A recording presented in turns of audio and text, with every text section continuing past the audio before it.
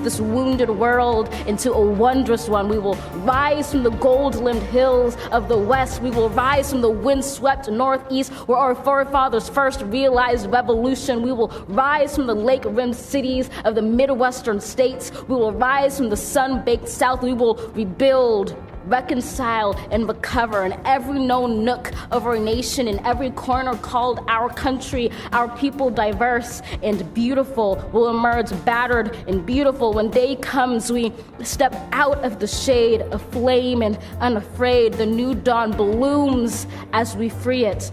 For there is always light, if only we're brave enough to see it, if only we're brave enough to be it.